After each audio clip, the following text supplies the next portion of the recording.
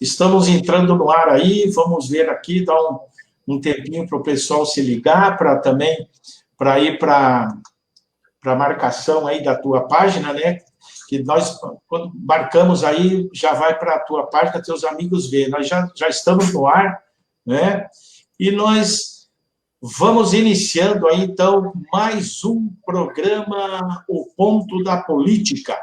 Eu sou Chicão Somavila, editor deste programa, que é realizado da cidade de Pinhais, no estado do Paraná, para o Brasil e para o mundo.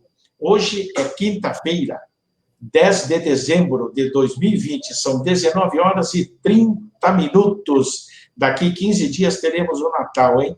E na pauta de hoje, como está no título mesmo do nosso programa, vamos falar sobre pandemia, vacina e economia. Para onde vai o Brasil? Como eu sempre digo, o espaço aqui é aberto e democrático. Você pode participar, deve participar, queira participar, com perguntas, observações, críticas ou sugestões. E como eu sempre digo, todas as críticas civilizadas serão sempre bem-vindas e sempre discutidas aqui, porque ninguém é o dono da verdade. Mas pode criticar, pode, evidentemente, botar o contraditório, enfim, se não concordar com as colocações, enfim, de forma civilizada. Isso faz parte da democracia. Agora, caso, né, não tenha acontecido isso, mas caso venham comentários, sempre tem um ou outro, às vezes, né, que é fazer xingamentos, impropérios e tudo, a gente deleta e eu faço questão de bloquear a pessoa, porque a gente fala isso, evidentemente que a imensa maioria de quem nos assiste não pensa em xingamentos, etc., etc., etc. Pode até ter uma posição ao contrário, mas de forma civilizada isso faz parte, isso é salutar, isso enriquece o debate. E na conexão de hoje, né, como sempre, desta quinta-feira, está o professor, cientista político, sociólogo e economista e pesquisador da Universidade Federal do Paraná, Marcelo Marcelino. E vamos para mais um bate-papo. Tudo bem com você, Marcelo? À medida do possível, estamos bem, sobrevivendo ao caos de 2020. Um abraço aos telenautas que estão nos acompanhando aí, ao Chicão, nobre Chicão Somavila, do Ponto da Política. Agradeço pela participação mais uma vez. Legal, legal, legal. Essa nossa parceria está muito bacana, muito legal, né, Marcelo? E como nós já combinamos há uns dias aí, né, hoje seria seria o último programa deste ano, porque daí também vamos dar uma parada, uma descansada, enfim, e a gente reinicia no ano que vem. Amanhã eu vou fazer um programa com o Tiago e o Teles. O Teles é um psicólogo e o Tiago é cientista político. E nós vamos discutir vários assuntos que rondam, que estão aí na mídia, etc., e tal, do nosso país. Então, daí, hoje seria o último do ano com o professor Marcelino, e amanhã faria o último de vez do ano, encerrando as nossas atividades, então. E para esquentar os tamborins, Marcelo, vamos fazer o seguinte, sobre a educação no Paraná. A Justiça, e eu vou fazer questão de colocar aqui também o link, para você dar umas pinceladas, é evidente, como sempre, né, você tem uma didática boa, um discurso legal, enfim, desenvolve bem aí os assuntos. Olha, a Justiça suspendeu as eleições para diretores de colégios estaduais no Paraná, atendendo a um pedido do Ministério Público do Paraná. Mas o processo seletivo simplificado, me parece que ainda não foi decidido. Ele estaria para acontecer ou não, parece em 20 de dezembro. Eu gostaria, professor Marcelo, que você comentasse sobre essas duas situações, e eu vou mostrar aqui daí também a matéria. Enquanto você vai falando, eu vou publicar a matéria aqui na nossa live. Por favor, é com você. Bem, a gente já havia conversado em outras oportunidades que Infelizmente, o governo do Paraná, no comando do Ratinho e na Secretaria de Educação do Feder, um empresário golpista, assim como o Ratinho, que também não é um governador da sociedade paranaense, é um governador dos interesses da classe dominante e dos dirigentes empresariais. Assim como a maioria dos governadores que, se não seguem o Bolsonaro, tem uma política bastante direitista, bastante contra a população, e, infelizmente, decidiram que o pessoal relacionado à educação paranaense nas plataformas digitais, que foram este ano as aulas EAD, as aulas remotas, os professores, técnicos administrativos, agentes 1 e 2, fizessem uma transição de um modelo administrado pelo Estado para a iniciativa privada. Então, o que o governo Rato Feder pretende fazer é uma privatização da educação do Paraná a partir da prova PSS, terceirizando o processo seletivo simplificado dos professores do Paraná para uma empresa privada que realizará um teste seletivo que, a princípio, foi marcado para 13 de dezembro, depois transferido para o dia 20 de dezembro, com a pandemia. E agora, as últimas notícias que surgem é que tem uma nova portaria dizendo que o processo seletivo na prova do edital 47 será realizado dia 10 de janeiro, devido à urgência e emergência da pandemia que não cessa em tornar-se cada vez mais aguda no sentido da doença e da morte no Paraná e no Brasil, assim como no mundo inteiro, nobre Chicão e telenautas. A pandemia não dá sossego, não dá trégua. E ela não quer saber de contrato, ela não quer saber da ideia que os empresários fazem sobre ela, porque a doença, a partir do vírus do SARS-CoV-2, o coronavírus 19 de 2019, ele não está interessado se a sociedade faz juízo de valor positivo ou negativo do vírus.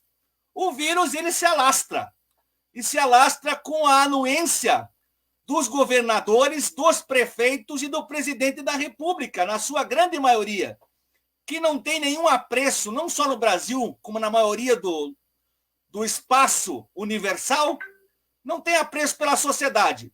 Porque o que importa é a economia, o que importa é girar os negócios, e o que importa é passar a boiada, parafraseando o ministro do Meio Ambiente golpista, o Salles.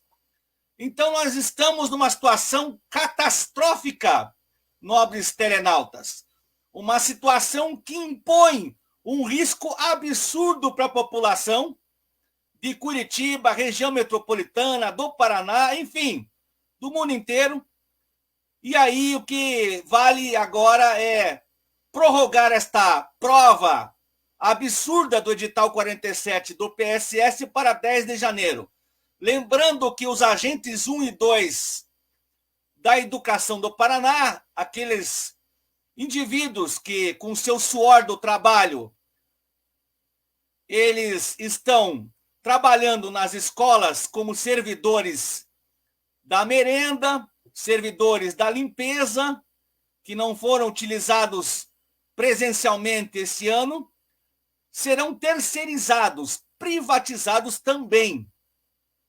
Cerca de 25 a 30 mil profissionais da educação do Paraná perderão os seus empregos em 2021.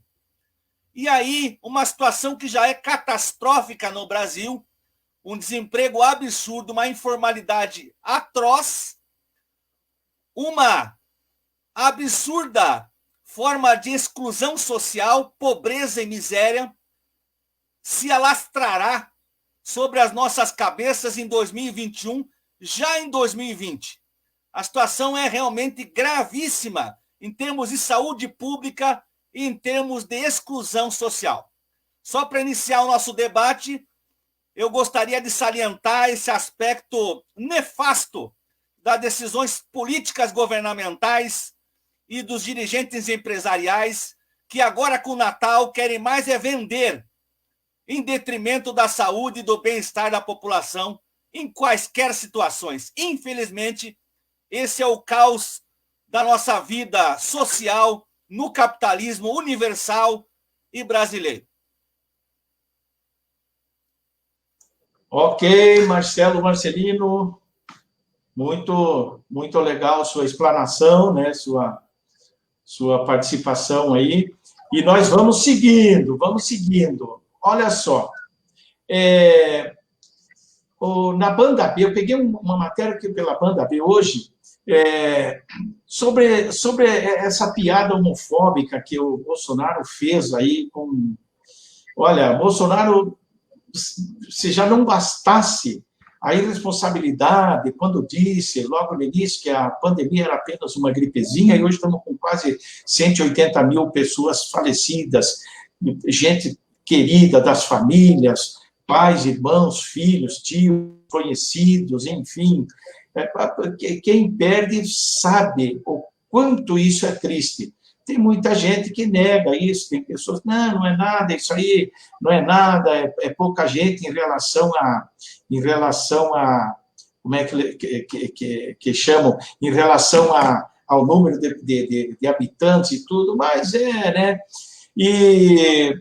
Então, o Bolsonaro ele fez de tudo para esconder a ineficiência do seu governo e do Ministério da Saúde, né, no enfrentamento à gravíssima crise sanitária que passamos. E continua fazendo piadinhas de toda sorte sobre a Covid, né, que continua matando brasileiros e destruindo sonhos e pessoas e famílias, né.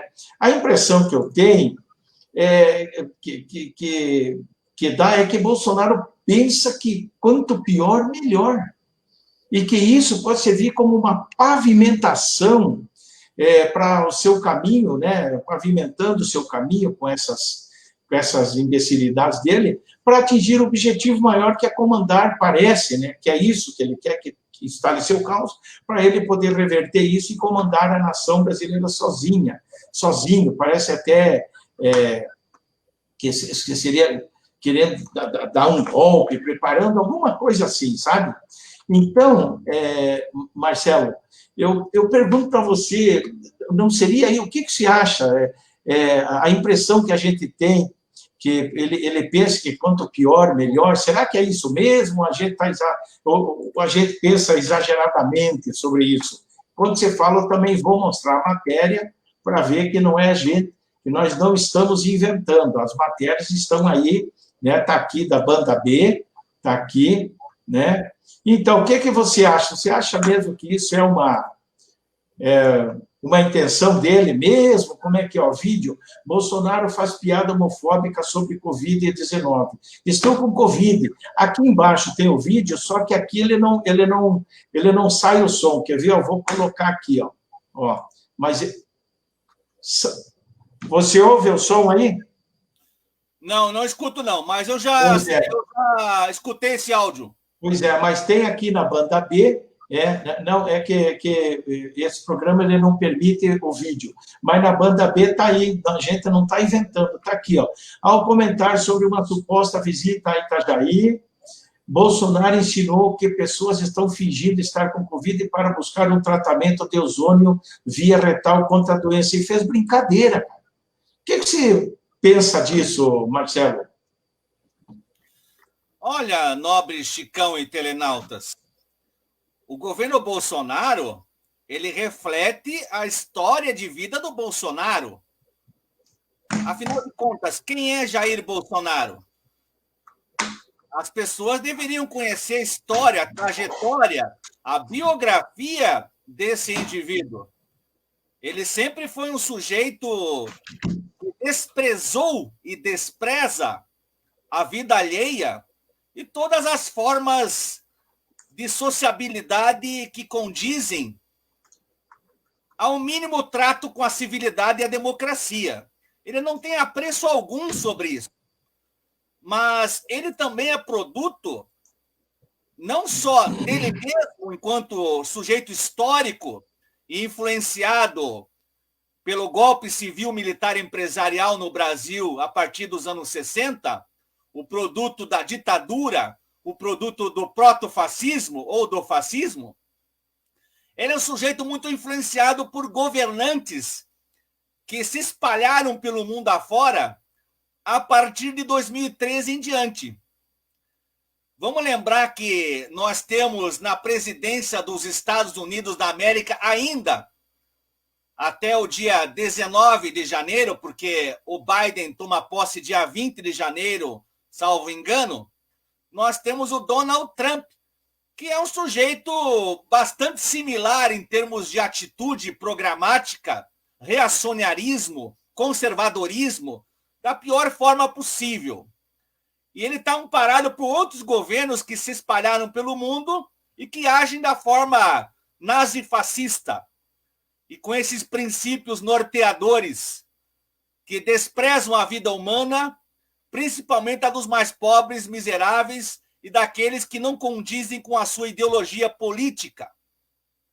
Bolsonaro é um produto de tudo isso. É um produto do Brasil arcaico, conservador, atrasado, de um governo militar de mais de 20 anos de ditadura, o produto do imperialismo na forma Donald Trump, e assim como Trump, Bolsonaro e demais governos, ele age da forma mais, digamos que, retilínea, porque ele não mudou absolutamente nada da sua forma de ser e da sua forma de fazer política.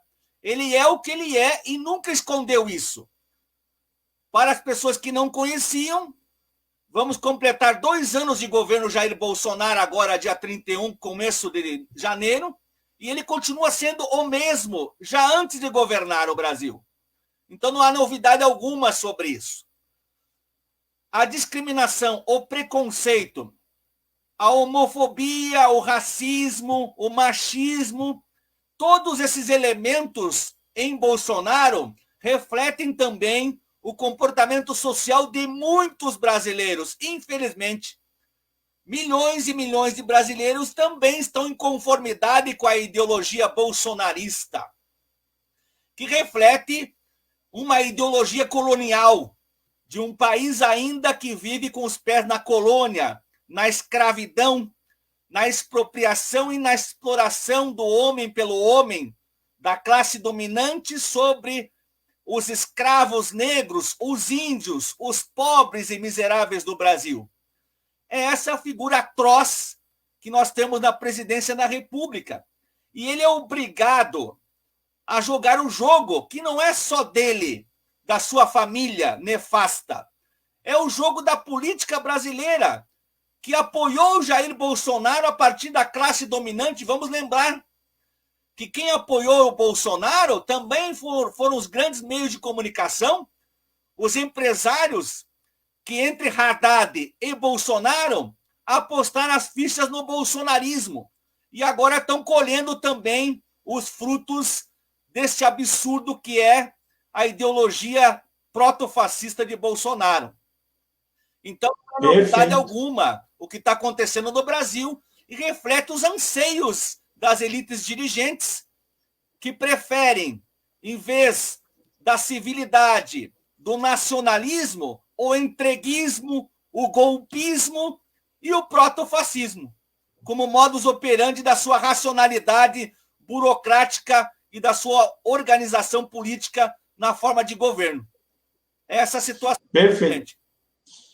Perfeito. Marcelo, eu vou fazer uma pergunta, mas antes que você responda, eu gostaria de ler umas participações. Quais seriam os instrumentos democráticos para enquadrar essa figura, né? A figura do presidente aí, e fazer com que ela comece, de fato, a governar o país para toda a população, sem qualquer distinção? Antes de você responder, eu gostaria de ver aqui quem está aqui, o Wilson Ribeiro, essa doença não é brincadeira. Boa noite. Está falando aqui o Wilson Ribeiro, que é o Papai Noel de Pinhais aí, o Wilson Ribeiro. O Wilson Ribeiro aí fiz uma live com ele esse dia, estou sempre falando para apoiá-lo aqui, né? Ele é o Papai Noel de Pinhais. Quem quiser saber o endereço, entra no Facebook do Wilson Ribeiro, ou então no blog, no YouTube, que é onde estou lá com esse endereço aqui, ó. Estou com esse endereço aí, né? E você pode se inscrever no meu canal e assistir também a live que eu fiz com o Wilson Ribeiro, e lá tem o endereço, etc, etc, para quem quiser ajudar o Wilson Ribeiro, entregando lá roupas, sapatos, enfim, calçados de todo tipo, que quiserem ajudar de uma forma ou de outra, brinquedos, doces, para ele distribuir no Natal aí, que ele se fantasia de Papai Noel e tal, e sai aí muito legal. Deixa eu ver aqui as participações aqui também do Nelson Jovena. Boa noite, Chicão e Marcelo, lá do Mato Grosso. Celso Jovena, abração, Chicão. Só quem sabe vai aí. É isso aí. Aqui é desse jeito mesmo, né? Legal, legal, legal. Então, Marcelino, quais seriam os instrumentos democráticos para enquadrar a figura do presidente e parar com essa loucura, né, brincadeira, fazendo pouco da Covid, impedindo certas vacinas, brigando, colocando questão ideológica em tudo quanto é situação, enfim, quais seriam os instrumentos democráticos aí? Você acha que há esperança nisso? A pergunta foi excelente. É uma pergunta que muitas pessoas fazem umas para as outras e, no geral, para compreender melhor esse fenômeno político-social no Brasil.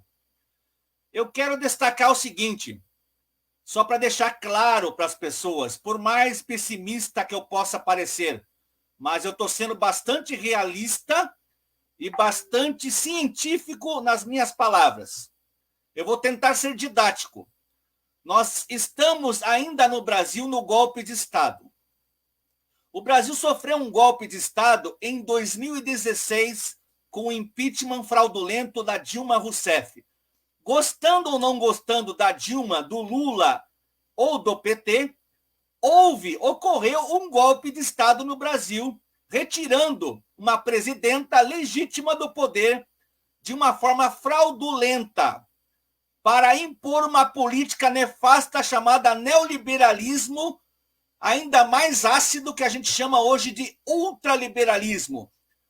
Um neoliberalismo ainda mais atroz, que combina elementos da necropolítica, do fascismo e dos mercados acima da sociedade civil e da própria saúde pública, como nós estamos vendo agora na pandemia de 2020. Então, nós, como estamos ainda no golpe de Estado no Brasil, não terminou ainda. Ele começou em 2016 e não terminou.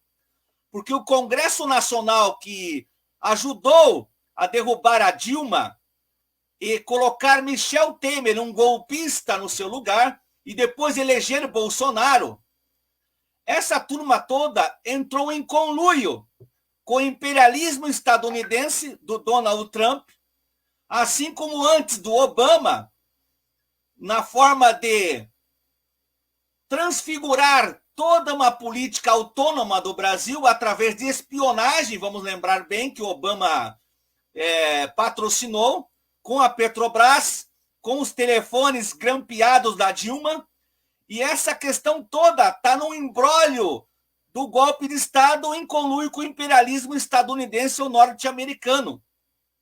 O Congresso Nacional, o Judiciário, as formas policialescas, a partir da Polícia Federal, do Ministério Público e da burguesia, da classe dominante, entraram em acordo para derrubar o PT e a esquerda de conjunto no Brasil e colocar um governo neoliberal. Primeiro, de fachada com Michel Temer, e agora de fantoche, que é o Bolsonaro. Não há como mudar ou colocar o Bolsonaro no seu devido lugar para o povo, porque o Bolsonaro já foi enquadrado pelo Centrão. Porque se não fosse o acordo com o Centrão, o Bolsonaro não estaria de pé mais, provavelmente. Porque a classe dominante governa toda ela num ajuste de contas com todos os grupos dominantes. A grande mídia, o grande empresariado, os banqueiros, os juristas, o Congresso Nacional, tudo é um grande acordo, o agronegócio, o imperialismo, tudo é um grande acordo para governar. E aí a população está refém do golpe de Estado. E não existe instrumento democrático no momento que possa colocar nos eixos uma política pública para a sociedade. Toda a política pública no Congresso Nacional está sendo implementada para deixar os ricos mais ricos. Todos os projetos que entraram lá até agora foram para beneficiar a burguesia, a classe dominante. A privatização da água, a transferência da renda e da riqueza para os banqueiros, através de um absurdo de colocar os cofres públicos do Tesouro Nacional para pagar títulos da dívida pública através de emissão de títulos do Banco Central e do Tesouro Nacional para os banqueiros e para os rentistas nacionais e internacionais. Todo esse movimento é um movimento para enriquecer os ricos do Brasil e do exterior. Não existe política democrática no Brasil hoje, em 2020. E permanecerá assim até 2022, no mínimo. Isso se não houver uma mobilização popular para derrubar o governo golpista de Bolsonaro. Somente assim poderemos restabelecer uma democracia minimamente institucional que seja no Brasil. De outra forma, isso não acontecerá. Somente com o povo na rua e organizado para derrubar um governo ilegítimo, fraudulento e inconstitucional, que é o governo Bolsonaro e seus asseclas do Congresso, do Judiciário e da grande mídia monopolista. Perfeito, perfeito. Nós estamos aqui, deixa eu ver aqui, tem mais aqui uma matéria que eu tenho dois links aqui também para mim colocar ali. Então, veja só. Vimos aí essa situação, então, da Covid, da questão do Bolsonaro, né? E agora nós vamos entrar aqui no assunto, né? Essa guerra ideológica entre Bolsonaro, Dória, faz com governadores, enfim, sobre a vacina. Veja só aqui, eu tenho dois links, eu vou mostrar um primeiro aqui, ó, mostrando uma matéria de ontem no site 247, e depois eu vou mostrar uma da Globo hoje. Na coluna da Tereza Cruvinel, no site 247, ontem. Ela dizia que é mais do que certo que esta parada Bolsonaro perdeu, né, essa parada. Avalia a jornalista Tereza Cruvinel sobre a briga que ele comprou contra a Covid, contra a vacina anti-Covid, com seu negacionismo na pandemia, né, com todo o seu desrespeito pelos doentes e mortos e os enlutados. E ela diz ainda que terá um desgaste imenso, agravado com o descaso pela vacina. Veja só, isso que eu falei, eu quero ver se eu consigo aqui, onde é que eu estou... Deixa eu ver aqui, que não é aqui. Aqui. Tá, eu quero trazer para cá, primeiro, esta matéria, para as pessoas saberem que nós aqui trazemos tudo, matamos a cobra e mostramos o pau. Perdeu o Bolsonaro aqui, que ela fala, ó, olha, foi ontem, ó, dia 9, está aqui embaixo, ó, 9 de dezembro de 2020, às 15h50. Ela falou, Bolsonaro perdeu a briga que comprou contra a vacina anti-Covid e, antevendo o incalculável desgaste, corre atrás do prejuízo. Afora todas as ações de sabotagem, a vacina Coronavac, por birra com o governador João Dória e com a China, diz a Tereza Cruvinel. E afora todo o descaso do Ministério com a questão mais importante hoje em todo o mundo, a da vacina, Ontem, o general, o ministro, né, que é o Pazuello, disse claramente que, se depender do governo federal, não teremos vacinas tão cedo. Talvez em março, mas hoje a conversa mudou. O Pazuello já fala até em vacinação emergencial, etc, etc. Muito bem, essa matéria aqui. Agora eu vou trazer esta outra aqui, que eu tava, você vê, esta aqui, ó. Esta aqui, deixa eu me ver, que tenho que ficar atento aqui para não derrubar a live. Olha aqui, ó. E esta matéria aqui, Marcelo, já é da coluna do Valdo Cruz no G1.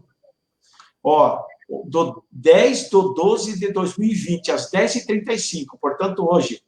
Ficha cai. E Bolsonaro manda Pazuello mudar discurso sobre o início da vacinação. Você vê, a Tereza Cruvinel apontou ontem, e hoje já saiu aqui. A ficha caiu, diz a matéria do blog aqui do Valdo Cruz.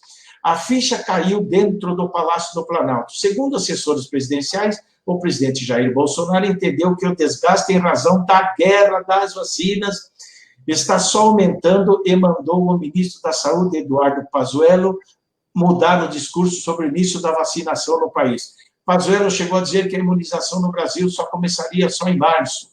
Depois, em reunião com governadores, falou em iniciar no final de fevereiro. Olha só a disparidade das informações, gerando reações negativas de especialistas e dos chefes de executivos estaduais. Agora, o ministro da Saúde fala na possibilidade de a vacinação começar no final do mês ou início de janeiro.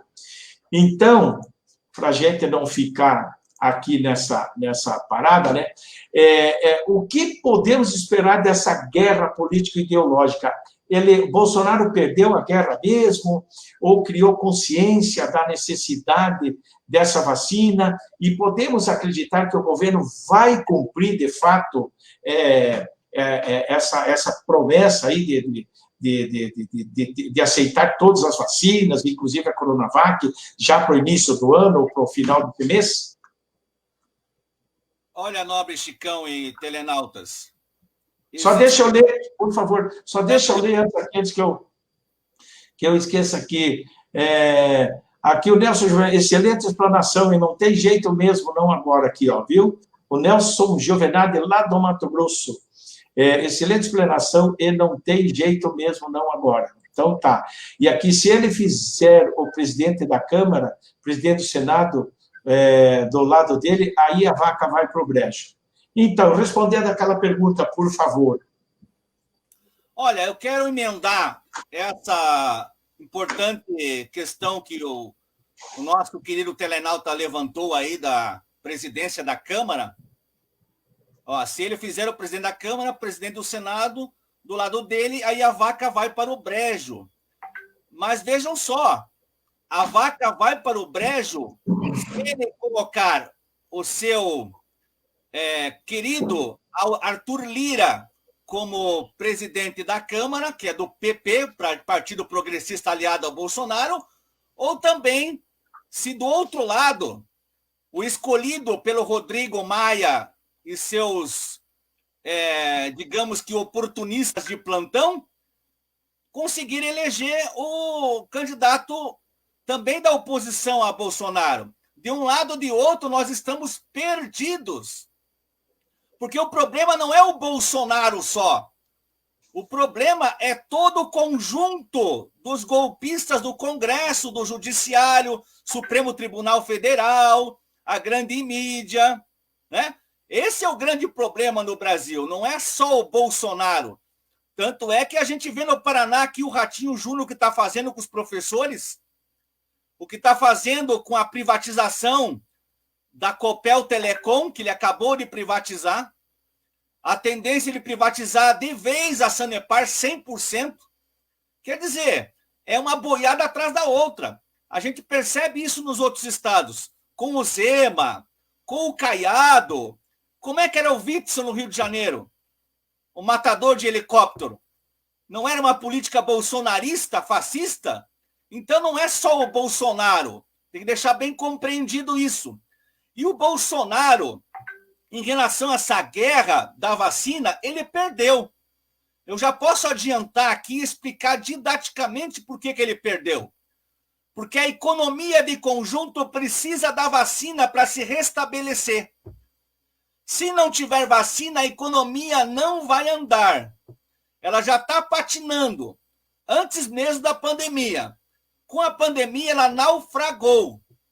Uma questão também que é importante considerar é que o preço dos alimentos também subiu, não só por causa da oferta e da demanda, é porque muitas empresas micro, pequenas e médias no Brasil, que ofertavam as matérias-primas e ajudavam na produtividade, mesmo que dos produtos primários, elas quebraram, elas faliram, só piorando a situação do aumento dos preços no Brasil e da inflação.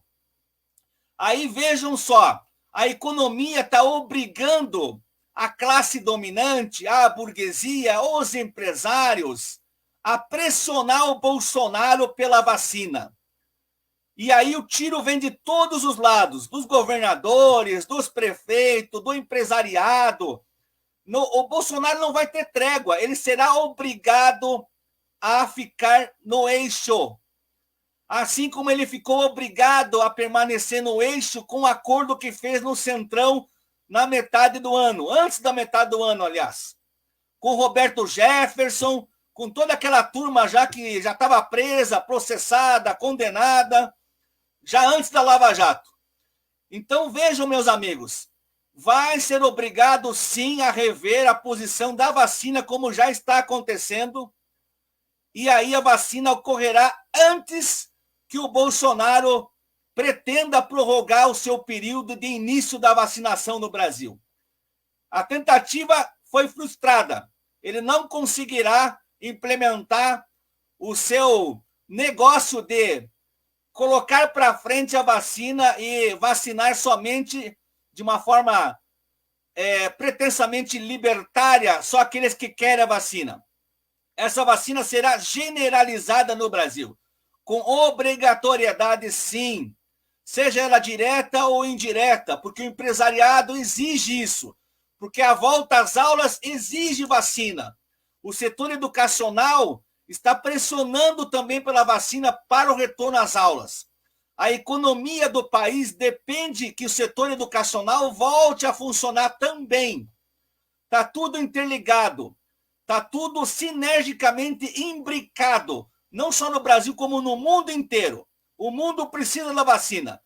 Apesar da guerra híbrida com a China e com a Rússia, no caso da Sputnik 5 em especial, também não terá como não utilizar a Sputnik caso seja necessário. A Argentina já aprovou a Sputnik. O governo do Paraná tem um acordo com a Sputnik, mesmo o governo Ratinho, que é um governo fascista. Então, todas as vacinas serão e terão que ser utilizadas para vacinar a população, para que a economia coloque-se no eixo novamente. E o Bolsonaro não terá trégua. Ele será obrigado a aceitar a vacinação antes do período que ele estava proclamando iniciar o processo de vacina no Brasil. Perfeito, bonita explanação. Nós vamos aprendendo muito aqui com o professor Marcelo Marcelino, né? E agora nós vamos falar aqui sobre a economia.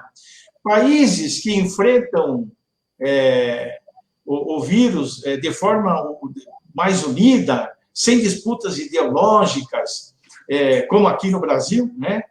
Obtiveram, nós vamos ver a matéria, resultados bem menos danosos do que países negacionistas como aqui no Brasil, né? Então, eu vou mostrar aqui esta matéria para os nossos seguidores aqui. Deixa eu diminuir aqui, que está muito grande isso aqui. Aí, vamos ver se... Aqui, ó. Vamos ver aqui se vai dar certo. Aqui, tá. Veja só, é uma matéria da revista Fórum. Deixa eu diminuir aqui, está muito grande aí, ó. Aqui, agora legal. Ó, da revista Fórum. Diz aqui, dados de 45 países provam conter a Covid-19 ou salvar a economia é uma falsa dicotomia. Indicadores demonstram que países que contiveram o vírus tiveram menos impactos econômicos do que os que ficaram no negacionismo. E a matéria segue aqui, ó. Não há dúvida, né? Aqui, ó, não há dúvida alguma de que a crise da Covid acarretou custos econômicos em toda a parte. Há uma preocupação compreensível de que medidas mais extremas contra o vírus, desde distanciamento social até confinamentos restritos, piorem o impacto nas economias. Como resultado disso, há uma tendência de se considerar o problema como uma contraposição entre saúde e custos econômicos. Essa visão, diz a matéria, definiu em larga escala, por exemplo, a abordagem do governo dos Estados Unidos. Abre aspas, acho que aprendemos que, se a economia for paralisada, vai custar mais dano, disse o secretário do Tesouro Steve Mnuchin, em junho, né, quando a administração Trump resistia a apelos para combater decisivamente a onda da Covid no país. Mas a ideia de uma contraposição não é sustentada por danos de países no mundo afora. Inclusive, é o oposto que pode ser o verdadeiro. Examinemos os dados disponíveis sobre as 45 nações da Organização para a Cooperação e Desenvolvimento Econômico, etc., etc. As estatísticas do Covid, que vão utilizar, né, que foram utilizadas são por mortes por milhão de habitantes. Nenhum indicador por si é perfeito. Enfim, e eles vêm dando, aqui eles dão todos os cálculos, etc. e tal, e eles, a matéria, enfim, ela aponta que todos os países que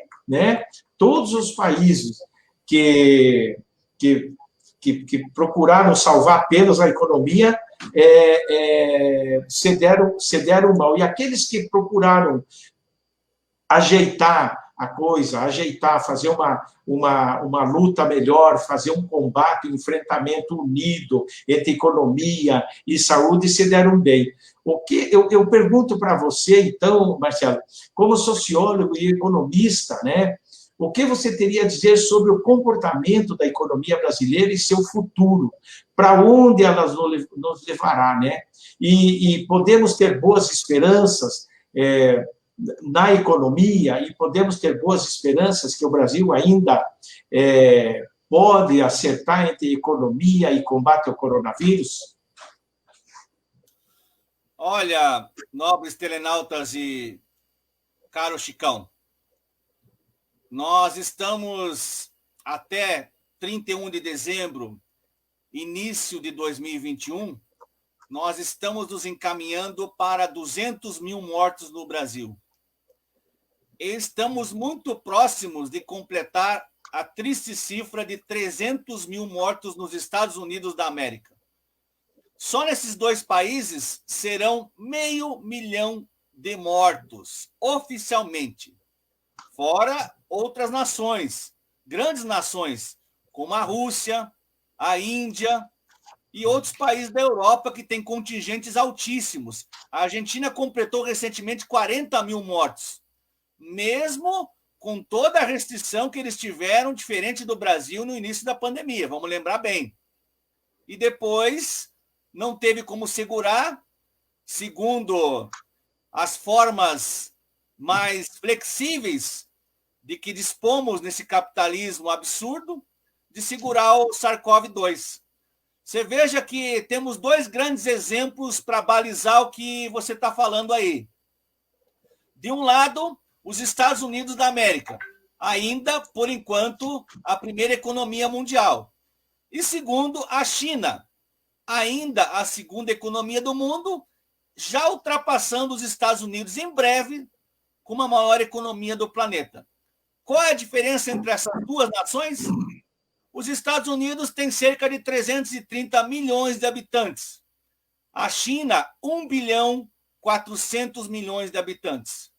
A China cercou o vírus com todas as suas forças, disciplina oriental ao extremo, e muita força do Estado para cumprir com toda a estratégia possível para que a população fosse salvaguardada do vírus, assim como a economia chinesa. E aí a China chegará ao final de 2020 com crescimento econômico. Pasmem, com crescimento econômico. Os Estados Unidos, ao contrário, totalmente díspare, chegará além de um declínio econômico avassalador, um empobrecimento e um grau de doença e de morte absurdo para países desenvolvidos. E isso dará o tom do que para frente nos espera. Caso os governantes e caso o capitalismo não aprenda a lição que deveria ser aprendida em 1918, com a chamada gripe espanhola, que dizimou mais de 50 milhões de pessoas, se nós não aprendermos com isso, o capitalismo irá naufragar. E os países híbridos de capitalismo de Estado e socialismo real, como a China, irão triunfar e serão os protagonistas daqui para frente. Para a economia brasileira, o pior dos mundos ainda não chegou. A economia brasileira irá piorar, e muito, com as privatizações em massa, com as terceirizações dos serviços públicos, com a redução brutal das políticas públicas, com a diminuição dos salários reais da população, com o desalento, o aumento do lumpesinato, daquelas pessoas que fazem serviços aleatórios em troca de um prato de comida. E mais, com o corte dos gastos públicos, que foi aprovado na Lei do Teto de Gastos em dezembro de 2016 em diante, somada à Lei de Responsabilidade Fiscal de 2000, e com a garantia de pagamento de juros da dívida pública com altíssimos juros remuneratórios para os banqueiros e os rentistas, a população e a economia do país entrará em colapso, como já entrou, só que ainda mais naufragada num caos de miséria e empobrecimento.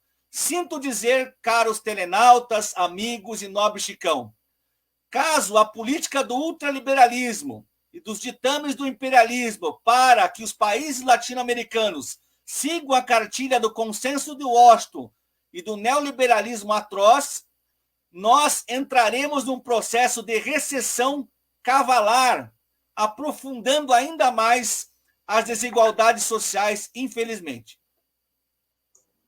Perfeito, perfeito. Deixa eu ver aqui o comentário aqui do Celso Giovenardi, lá de Guarapari, do Espírito Santo. Verdade verdadeira, professor Marcelino. Vacina não tem nome nem procedência. É já, né? E daí aqui, essa aqui nós já tínhamos lido, né? Deixa eu ver aqui na minha página pessoal também. Tem também aqui a Ana Lúcia Crispim Duran, está nos prestigiando. Muito obrigado aí pela sua participação. Então, professor Marcelo Marcelino, já estamos com 48 minutos de programa. Chegamos ao fim, né? Estamos encerrando o programa. E eu repito aqui que o ano que vem nós voltaremos, né, com essas lives, né? Amanhã eu vou fazer a última live do ano com o Tiago, o Tiago, que é cientista político, e o Thales, que é psicólogo. Ele está lá em Minas, e o Tiago é aqui em Curitiba. E este ano, no caso, este ano seria o último programa, como nós havíamos combinado, né? Salvo que apareça alguma outra situação bastantíssima importante, a gente vai fazer live sim, tá legal? Então, eu agradeço a sua participação e deixo para você dar um tchauzinho para a turma aí. Então, eu quero desejar para as pessoas no Brasil e, no geral, no mundo afora, né, o que de melhor poderá acontecer para as suas vidas. Infelizmente, a situação não é favorável, não no sentido econômico, no sentido pandêmico da saúde pública, né? Mas que as pessoas consigam, primeiramente, sobreviver num mundo tão desigual como esse daí.